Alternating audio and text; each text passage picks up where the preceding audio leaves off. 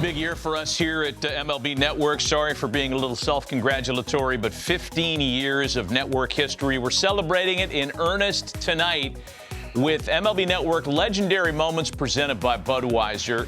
Harold, Greg Amsinger, and Sean Casey will relive the top moments in the sport from the MLB Network era that spans the last 15 years. For more, you can go to MLB.com/MLBN15.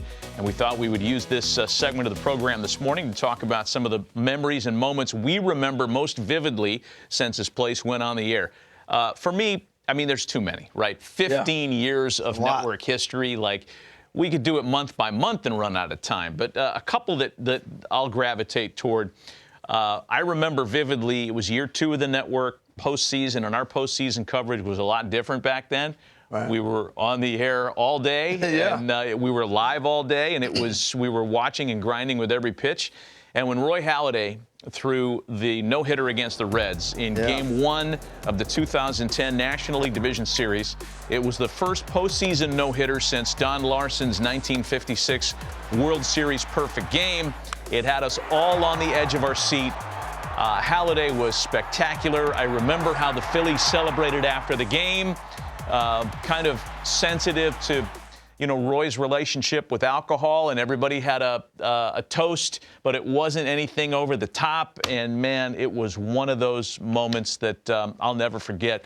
And you kind of lose sight sometimes when you're on the air every day talking about baseball as to how great individual players were. The late Roy Halladay was one of the best ever. His story's unbelievable.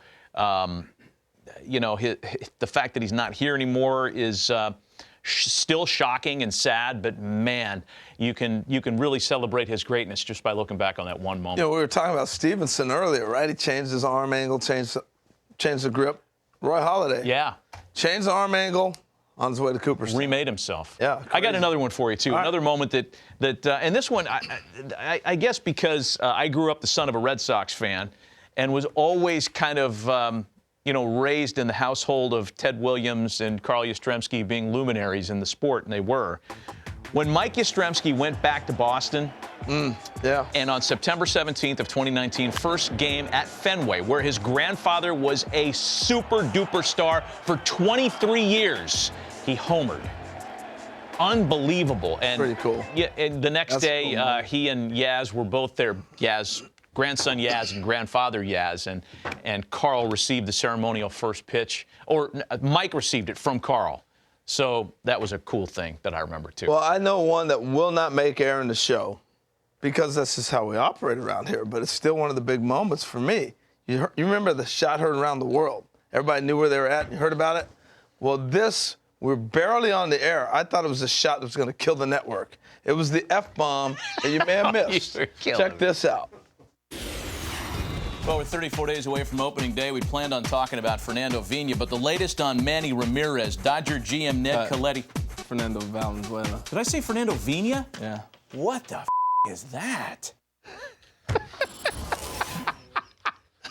Oh, do I have to? I guess I could clarify what happened. Yeah, I thought it was going to be a little longer. I hadn't seen the cartoon of it. That's it. We were back in the Maverick days here, bare bones group, and we had to go upstairs because everybody freaked out because Manny Ramirez got on a plane to go to Los Angeles and sign a new deal.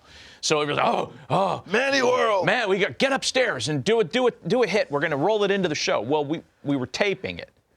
And so I messed up the first one. I was like, no, forget it. I said Fernando Vina. Bad choice of words afterwards.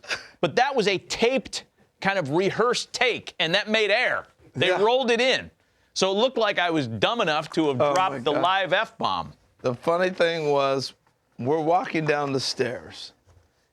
And I remember you going, I sure hope they play back the right one. And you go, they're not going to play the wrong one. And we're listening to it as we're walking down the show. I'm like, Harold, they're playing the wrong one. No! And you're like, no, don't worry. And we walk in the control room where the director, the producer, all the technicians are, and it looked like a bomb had gone off or like a space shuttle had gone down there. Like this.